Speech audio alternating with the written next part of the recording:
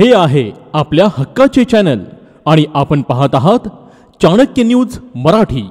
स्वप्नातला बंगला नवा तर प्लॉट ग्रीन व्ह्यू सिटी मध्येच हवा। फलटण शहराच्या अगदी थोड्याच अंतरावर असलेले ग्रीन व्ह्यू सिटी हीच ती वेळ योग्य प्लॉट घेण्याची। Green View City Kurwali Khurd. Booking संपर्क विनोद खाडगे, मोबाईल 9922643104।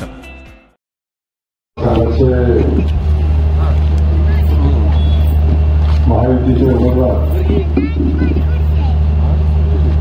सन्माननीय सचिन पाटील यांच्या प्रचारासाठी होत असलेल्या सभेसाठी उपस्थित असलेले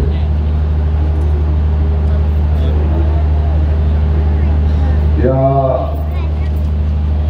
माला मतदारसंघाचे माजी खासदार, तुम्हाला सगळ्यांचे नेते, सन्माननीय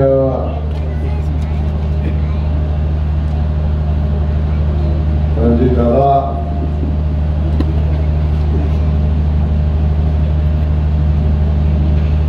खाली घड्या दिसल्यामुळे तुम्हाला योग्य होते।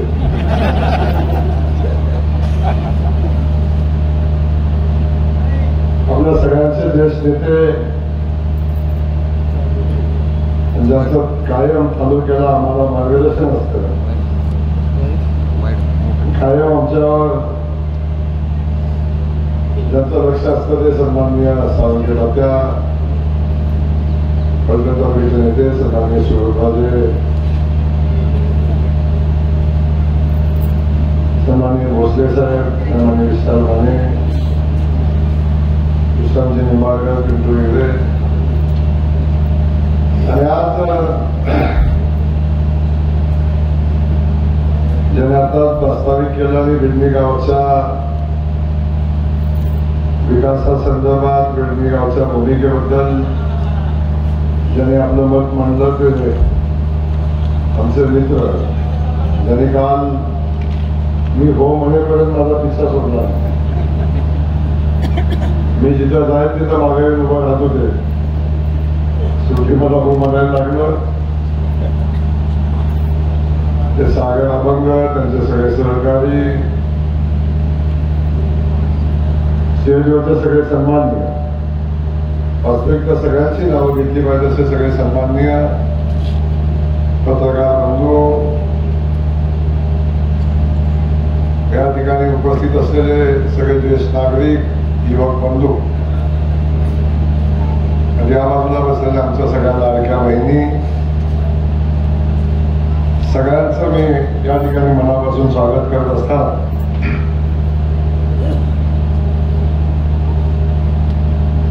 विधानसभेच्या निवडणुकीच्या रणधुमाळी आता अंतिम टप्प्यात आहे आणि ही अंतिम टप्प्यातली लढाई गेल्या अनेक वर्षापासून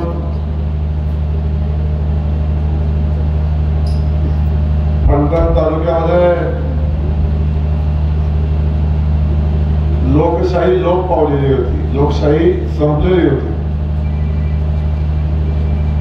ज्या फलटण तालुक्यामध्ये डॉक्टर बाबासाहेब आंबेडकरांनी लिहिलेली घटना त्यांना मान्य नाही आहे, त्यांनी स्वतःची घटना लिहून या फलटण तालुक्यामध्ये राजकारण, समाजकारण करायचा प्रयत्न केला। ना ते छत्रपती शिवाजी महाराजांना मानतात, ना डॉक्टर बाबासाहेब आंबेडकरांना मानतात, ना महात्मा फुलेला मानतात, ना सावित्रीबाई फुलेला मानतात, ना अहिल्यादेवीला मानतात। अशा नेतृत्वाने या तालुक्यामध्ये, या मतदारसंघामध्ये गेल्या अनेक वर्षापासून लोकशाहीचा गळा घोटून सामान्य माणसाच्या मताला कुठलंही महत्व न देता मी करेल तो कायदा, मी बोलेल तो शब्द, मी करेल तेच सगळं, अशा पद्धतीची भूमिका घेऊन सामान्य माणसाच्या मताला ना शेतकरी बांधवांच्या मताला, ना महिला भगिनींच्या मताला कधी त्यांनी मान दिला, ना यांनी या मातीला कधी मान दिला. या मातीला जर मान दिला असता महाराज तर या मातीच्या हक्काचं पाणी 19 वर्ष या खात्याचा मंत्री असताना फलटणसारखा भाग 19 वर्ष या तालुक्याचे नेते जलसंपदा खात्याचे मंत्री असताना फलटण तालुक्यातला भाग आजही पाण्या वाचून आहे. अनेक म्हणजे सगळा पलीकडचा सगळाच पट्टा पाण्या वाचून आहे. तर लोकांचं ऐकलं असतं, शेतकऱ्यांचं ऐकलं असतं, या मातीबद्दल प्रेम असतं तर या माणसाने 19 वर्षात आपल्या सगळ्या मंत्रिपदाची ताकद त्या पाण्याला लावली असती.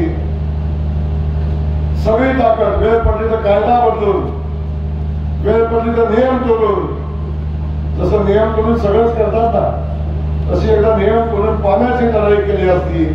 पण या पाण्याची लढाई करायला नियम तोडायची आवश्यकताच नव्हती. जे पाणी हक्काचं, जे पाणी फलटण तालुक्याचा, माळशिरस तालुक्याचा वाटणीचं ते सुद्धा पाणी या बहादुरांनी, या माणसानं आपलं राजकीय अस्तित्व टिकवण्यासाठी, आपलं मंत्रिपद टिकवण्यासाठी,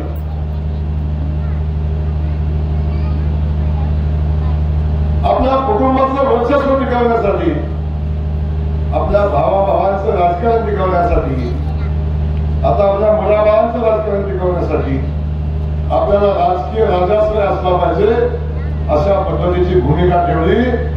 आणि या मातीचं हक्काचं, तुमच्या शेतकऱ्यांच्या हक्काचं या दुष्काळी पट्ट्यातली जी माणसं आहेत पाण्यासाठी तळपडत आहेत, आमच्या माता भगिनी पाण्यासाठी तळपडत आहेत, दिवसांदिवसाचं त्यांचं दुःख आहे, पिढ्यानपिढ्याचं त्यांचं दुःख आहे की आमच्या भागात पाणी आलं पाहिजे, आमच्या भागात शेतकऱ्याच्या शेतामध्ये ऊस पिकला पाहिजे. ही भूमिका अनेक माणसांची आहे. पण या भाजराला कधी दयामय आली नाही. तात्या पाणी इथनं वाहताना जी माणसं बघतात ना पलीकडची फलटण झाल्यावर त्यांना वाटत असेल का नाही पाणी आमच्या एवढं जवळ आहे, एवढं जवळ आहे, कधीतरी माझ्या शेतात यावं. पण या माणसाला दयामय आली नाही. या सगळ्या लोकांनी, सगळ्या माणसांनी आपल्या हक्काचं पाणी, स्वतःचं राजकीय अस्तित्व टिकवण्यासाठी त्या मातीचं पाणी ज्या माणसानं इमान इतबारे बारामतीला दिलं, इमाने इतबारे तालुक्याच्या बाहेर नेलं आणि जो खासदार या मातीच्या पाण्यासाठी लढत होता, जो खासदार माझ्या भागामध्ये एवढंच पाणी आलं पाहिजे म्हणून लढत होता, जो खासदार या भागामध्ये रेल्वे आली पाहिजे म्हणून लढत होता, जो खासदार या मतदारसंघामध्ये MIDC उभी राहिली पाहिजे म्हणून लढत होता आणि या सगळ्या कामाला मूळ स्वरूप देत होता, त्या या फलटणच्या मातीच्या सुपुत्राचा पराभव करण्याचं पाठ आज फलटण तालुक्याचा खासदार नाही आहे. आज फलटण तालुक्याचा खासदार नाही कसा असू दे, पण आमच्या फलटण तालुक्याचा खासदार या मातीबद्दल प्रेम असतं तर या खासदाराचा पराभव केला असता माणसाला. या मातीचा खासदार हक्काचा होता कसा असू दे, पण आमचा खासदारांनी सांगायला होतं त्यांनी या मातीच्या सुपुत्राचा पराभव करण्यासाठी शपथ घेतली. कारण का तर बारामतीला दिलेलं पाणी हा माणूस पुन्हा फलटणला आणतोय.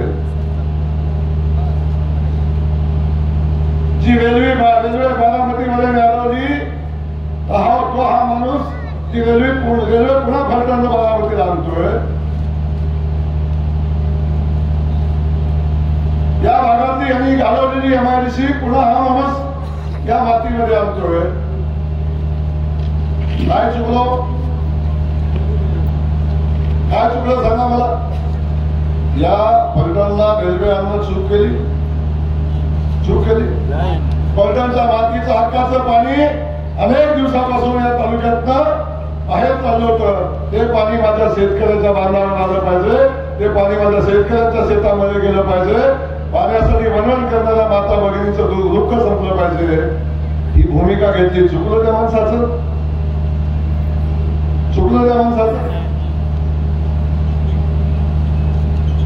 या मातीतला एक सुपूत्र खासदार, पण त्या खासदारच्या सुपुत्राचा पराभव करण्यामध्ये या माणसाला एवढा इंटरेस्ट होता, कारण या मातीच्या हक्काच्या सगळ्या गोष्टी तो करत. खरं प्रेम या मातीबद्दल, या जनतेबद्दल, शेतकऱ्याच्या बद्दल असतं, हे घडलं असतं का? आता सांगतात, आता जी भूमिका मांडतायत, काय भूमिका?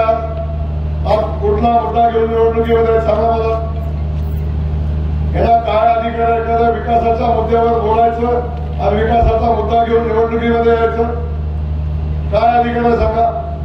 25 वर्ष सत्तेत असल्यावर, 20 वर्ष मंत्री असल्यावर या भागातलं विकासाचं काम शिल्लकच राहिलं नाही पाहिजे. हे सगळे मंडळी माझ्या मान गटाकडे बघताना आपण वेगळ्या नजरेने बघता आणि माझ्याकडे बघता तर वेगळंच बघता. माझी काय अजून माहिती नाही, पण एक गोष्ट समजून घ्या, ज्या मान तालुक्यात 2009 साली एकही इंच जमीन पाण्याखाली नव्हती, एकही इंच जमीन पाण्याखाली नव्हती, त्या मान तालुक्यामध्ये आज 75% मान तालुका पाण्याखाली आलाय. आज 75% भागामध्ये शेतीचं पाणी आहे आणि येणाऱ्या 3 वर्षामध्ये माझा मान खटाव तालुक्यातलं एकही गाव असं राहणार नाही त्या गावात शेतीचं पाणी पोचलं नाही आणि त्या गावात ऊसाची शेती झाली नाही. सांगा, हे काम 15 वर्षातलं आहे ना? 15 वर्षातलं मी मंत्री आहे का? मी पालकमंत्री आहे का? मी त्या जलसंपदा खात्याचा मंत्री आहे का? मी सत्तेत आहे का? जो माणूस 19 वर्षाच्या खात्याचा मंत्रिमंडळामध्ये मंत्री आहे, 7 वर्ष लोकसभेचा सभापती आहे. सभापती म्हणजे मुख्यमंत्री पदापेक्षा मोठं पद. ज्या सभापती कधी मुख्यमंत्र्यांना भेटायला जात नाही, मुख्यमंत्री सभापती महोदयांना भेटायला येतात, एवढं मोठं पद अख्खं राज्य ज्या सभागृहात चालतं त्या सभागृहाचं सर्वोच्च पद तुमच्याकडे आहे. तुम्ही ठरवलं असतं तर या फलटण मतदारसंघातलं एकही काम, गोरेगाव तालुक्यातलं एकही काम शिल्लक राहिलं नसतं. पाण्याचा प्रश्न जर त्यांनी सांगितलं असतं ना, सभापती म्हणून आदेश दिला असता, निरा देवळाचं पाणी जे फलटण तालुक्यात देण्यासाठी जे करायचं काम राहिलं, शासनानं तातडीने त्याला 1000 कोटी रुपये तरतूद करावी. जो शब्द सभापती बोलतो तो मुख्यमंत्र्यांना सरकारला ऐकायला लागतो. आता त्या हजेचं काढला नाही का? कधी म्हणले नाही माझ्या फलटणला निरादेवळाचं पाणी आलं पाहिजे? का म्हणले नाही कधी रेल्वे आली पाहिजे? का म्हणले नाही कधी या भागात MIDC झाली पाहिजे? ते सांगतात. कमींचा विषय सांगतात, पण इकडचं दुसरं काय सांगणार नाही. कमींचा विषय तुम्हाला माहिती आहे, मी जास्त बोलणार नाही, पण कमीन्स हे त्यांचं घर चालवण्याची संस्था आहे. ही लोकांना चालवण्याची संस्था नाही आहे. लोकांना चालवण्याची संस्था आहे. आणि या लोकांनी एवढ्या सगळ्या गप्पा मारतात, जयकुमार गोरे जिल्ह्याचं वाटोळ केलं म्हणतात. राज्य काय वाटोळ केलं? काय कुणाच्या माझ्यापासून काय दिलं का? कुणाला मागासर म्हणलं का? काय केलं? कुणाला मागासर म्हणलं नाही, कुणाचंच काय केलं नाही. पण ह्या लोकांना एवढं माझं पित्त आहे, एवढं माझं पित्त आहे, तुम्हाला काय सांगू का? तर मी छत्रपतींच्या घराण्यातला नाही, मी निंबाळकरांच्या घराण्यातला नाही. माझे वडील कारखान्याचे चेअरमन होते, माझे वडील जिल्हा परिषद सदस्य होते, माझे वडील पंचायत समितीचे सदस्य पण होते. एक शेतकऱ्याचं रेशनिंग दुकानदाराचं पोट उठलं आणि लोकांची कामं करायला लागलं. बघता बघता लोक त्याच्या मागे जायला लागली. बघता बघता जिल्ह्यामध्ये वादळ तयार झालं आणि यांच्या साम्राज्याला धोका निर्माण झाला. का? किती द्वेष आणि काय कारण द्वेष करायचं? एका सामान्य कुटुंबातल्या एखाद्या भोजनाच्या पोळ्यानं राजकारण करायचं म्हणजे घ्यायला पित्त येत आहे.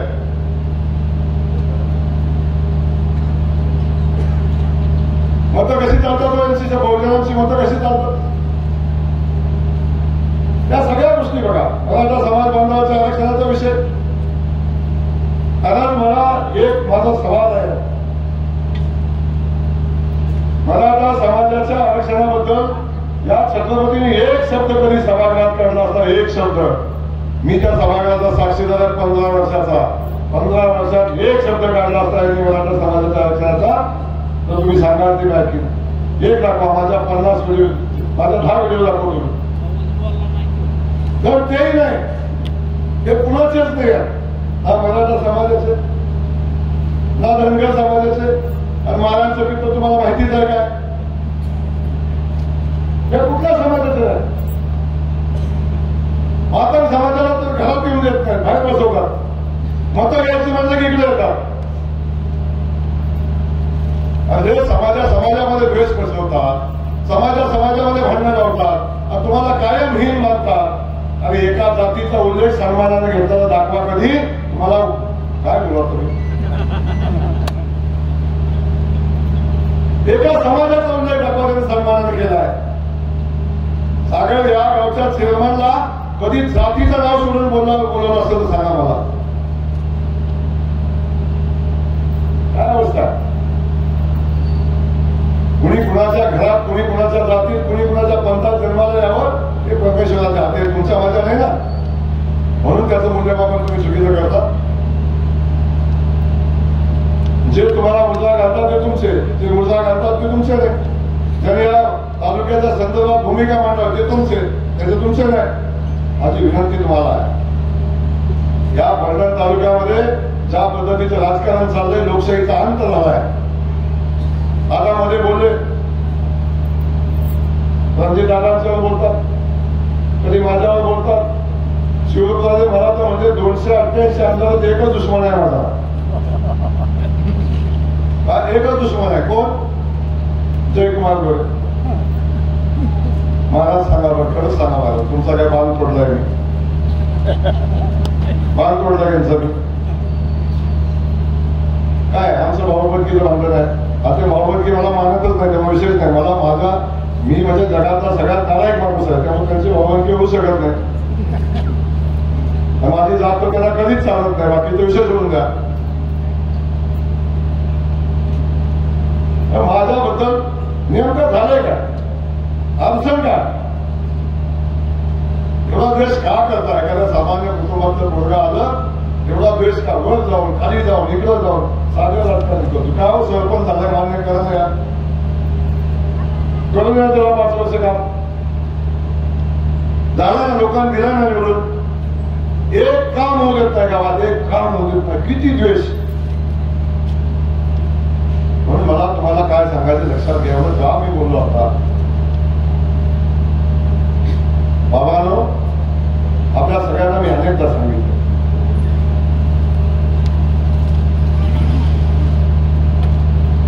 भाकरी कल्पाच्या बदलली पाहिजे. बरोबर? बैल अवताराला बसायच्या बदलला पाहिजे. खरं का? काय आहे का नाही?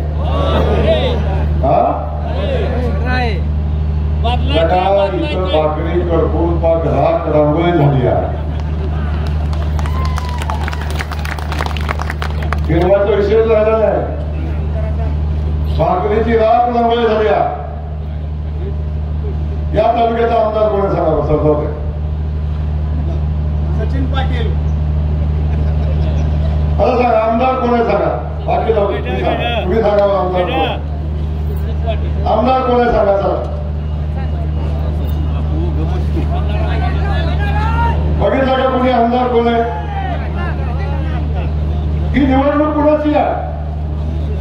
अरे ही निवडणूक विधानसभेची आहे, लक्षात ठेवा. या तालुक्याचा आमदार ठरवण्याची आहे. आमदार आहे कुठं? आम्ही सगळे आमदार आहे. आम्ही डॉक्टर बाबासाहेब आंबेडकरांनी डॉक्टर बाबासाहेब आंबेडकरांच्या घटनेनं जो अधिकार दिला SC ST समाजाला, त्या समाजाचा आमदार आहे. तो आमदार दिसला कधी तुम्हाला? अरे आमदाराला तुम्हाला सांगू का, आमदाराला ह्याला विचारल्याशिवाय बारशाला जाय सुद्धा परवानगी नाही. विकास कामाचा विषय सोडा, विकास कामाचा विषय सोडा आणि मला दाखवून द्या. जर इथल्या आमदाराकडं जर लेटर पॅड सापडलं ना, तुम्ही सांगा द्या की लेटर पॅड. इथल्या आमदाराला लेटर पॅड छापायचा सुद्धा अधिकार नाही. ते लेटर पॅड सुद्धा बांधल्यावर सही सुद्धा आमदाराचे काय माहिती नाही मला, कारण सहीचा नमुना सुद्धा आम्ही स्वतःचा दिला असेल. सहीचा नमुना सुद्धा स्वतःचा असेल. त्याला काय विचारायला अधिकार आहे? तो सत्य नाही का कसा मला माहिती नाही, पण त्याला कधी आमदारकीचा वापर सुद्धा करून दिला, कधी भविष्यात पण करून देणार. असं चांगलं आहे. अरे बाबांनो, आता भूमिका घ्यायला लागेल या तालुक्याच्या विकासाची, या तालुक्यातल्या लोकांच्या सन्मानाची, या तालुक्यातल्या शेतकऱ्यांच्या सन्मानाची, या तालुक्याच्या दुष्काळी भागातल्या माता भगिनीच्या सन्मानाची आता भूमिका आपल्याला घ्यायला लागेल. एवढं सगळं असताना जर अजून आमच्या दुष्काळी भागाला पाणी मिळत नाही, एवढं सगळं असताना या भागात अजून विकासाची कामं होत नाही, भागाभागाचे रस्ते होत नाही. फलटण नगरपालिकेची अवस्था काय आहे? जर सागर सारखा एक माणूस, सागर सारखा एक माणूस त्या विडणी गावामध्ये किती वर्ष झालं सरपंच होऊन? 18 महिने झाले सरपंच होऊन. किती कोटीचं काम झालं? 18 झाले. 18 महिन्यामध्ये जर 70 कोटीचं काम एक गावचा सरपंच करू शकत असेल तर मला माझ्या प्रश्नाचं उत्तर द्या. यांनी किती काम करायला पाहिजे? तू मंत्री, सभापती, सगळ्यांनी काय परिस्थिती निर्माण होते? मला आपल्याला या निमित्तानं सांगायचं, आपल्याला एक भूमिका घ्यायला लागेल. एकदा बदलून बघा, एकदा बदलून बघा. सारखं जेवायला जाते पण तुकडा घावणाच झालाय, पाणीच खाऊन येत आहे. एकदा बदला. बघू जेवायला गेलो नुसतं आवाज येतो, भाजी काहीच मिळाला. आता बदला, परिस्थिती बदला. आता ते बदलायला लागेल. या तालुक्यातली लोकशाही पुन्हा जिवंत करायला लागेल. डॉक्टर बाबासाहेबांच्या घटनेची अंमलबजावणी या तालुक्यात व्हायलाच लागेल. कारण इथं घटना नाही, इथं अंमलबजावणी नाही, इथं कायदा नाही. इथं पोलीस स्टेशन मध्ये सांगितलं 6 महिन्यात घ्यायला आला. कधी राजे 6 महिन्यात घ्यायला आला. तुम्ही माहितीये, तुम्ही साक्षीला आहे. 15 वर्ष याला किती लाभ दिला हो? एक दिवस सुखान जगू दिला नाही. एक दिवस सुखान नाही जगू दिलं. एक दिवस आमदारकीचा आनंद नाही घेऊन दिला. एक दिवस शांतीनं झोपलं, सुखाने दुसऱ्या दिवशी सकाळी काही घटना नाही, असा एक दिवस भाजपाला कधी जाऊन दिला नाही मला. तरी जयकुमार गोरे कधीही लढला नाही. जयकुमार गोरे लढला आणि उभा राहिला. अरे 6 महिने सुद्धा कळणी करा. अजून तर मी काहीच केलं नाही. ना मी मंत्री, ना संत्री, ना काय काय काहीच नव्हतं मी, काहीच नव्हतं मी. तरी कधी म्हणला मला असा त्रास होतोय, मला तसा त्रास होतोय, मला असं होतोय. असं काहीच नव्हता त्रास. त्रास कुणाचाच नव्हता, समजून घ्या. त्रास होता पहिली सत्ता जशी आली, अजित पहिली भाजपची सत्ता आली शिवसेना शिंदे सेनेची, तसा हा बांधव एवढा बेचैन होते महाराज, बेचैन होते. रोज रोज फडणवीस साहेबांना भेटत होते, मला भाजपमध्ये घेता का, मला भाजपमध्ये घेता का, मला भाजपमध्ये घेता का, असं चालू होतं. त्यावेळी भाजपमध्ये घेतलं नाही. जेव्हा भाजपमध्ये घेतले नाही, सत्तेशिवाय हा माणूस जिवंत राहू शकत नाही, सांगून ठेवतो. सत्तेशिवाय हा माणूस जिवंत राहू शकत नाही. पाण्याशिवाय मासा तसा तडपडतो ना, तसा हा माणूस सत्तेशिवाय तडपडणार बघा. ते सक्सेस झालं नाही. अजित दादांनी जसा प्रवेश केला आणि जशी महायुती झाली, अजित दादा सत्तेत आले, तसे कधी पुन्हा बेचैन झाले. पुन्हा सत्तेमध्ये येत असताना सभापती पद घेण्यासाठी पुन्हा सत्तेत आले. निष्ठा नावाचा अंशच नाही बघा. ज्या शरद पवार साहेबांनी एवढं दिलं त्यांना सोडलं.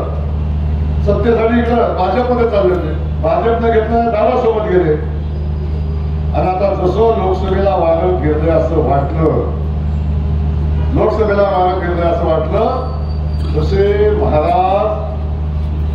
तसे महाराजांची स्वारी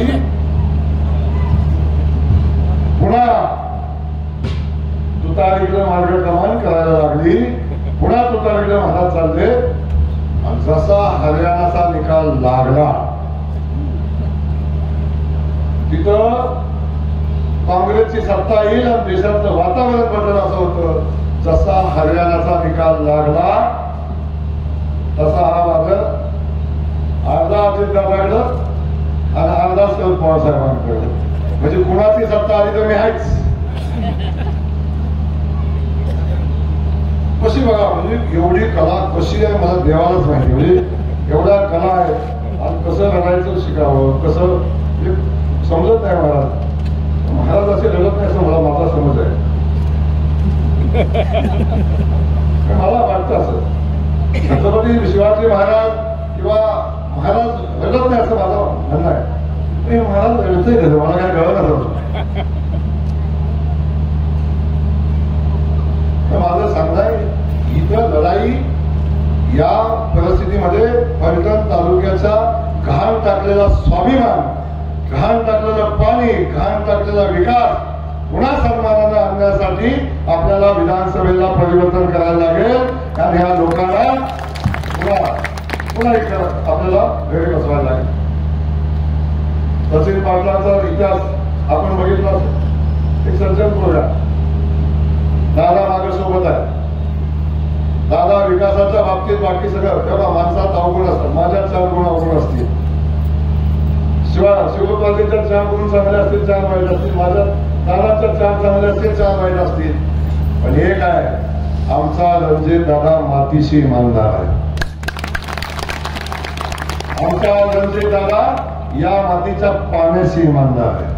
तिथं पाणी आला पाहिजे त्याच्याशी इमानदार आहे. आमचा रणजित दादा इथं MIDC झाली पाहिजे त्या MIDCची इमानदार आहे.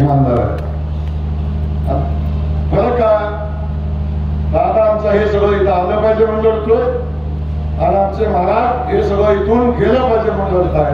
आता कुणासोबत राहायचं तुम्ही ठरवा. कुणासोबत राहायचं तुम्ही ठरवा. कुणासोबत हा कोण सांगा. आता दादासोबत राहायचं ना, दादासोबत नाही राहायचंच आहे. पण आता राहायचंय आपल्या सचिन पाटलासोबत. या ठिकाणी उमेदवारी करत असताना अजितदादा, फडणवीस साहेब, एकनाथ शिंदे साहेब आम्ही सगळेजण एकत्र आलो.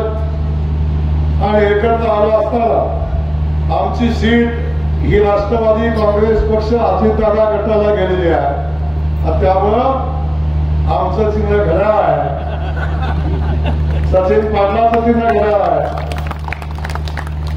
आणि त्या घड्याळाच्या चिन्हासमोरचं बटन दाबायचं अशा पद्धतीची विनंती आपल्या सगळ्यांना करतो.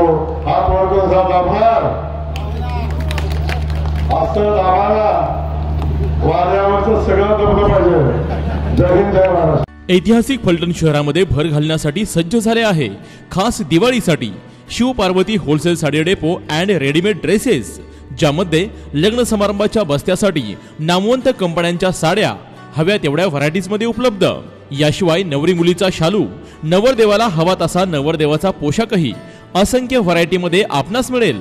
एवढेच नाही तर घागरा आणि इतर fancy dresses, children wear, men's wear, ladies wear आणि सर्व काही एकाच दालनाखाली मिळण्याचे एकमेव ठिकाण ते म्हणजेच Shiv Parvati wholesale sari depot and readymade dresses. पत्ता बारामती चौक, रविवार पेठ, फलटण.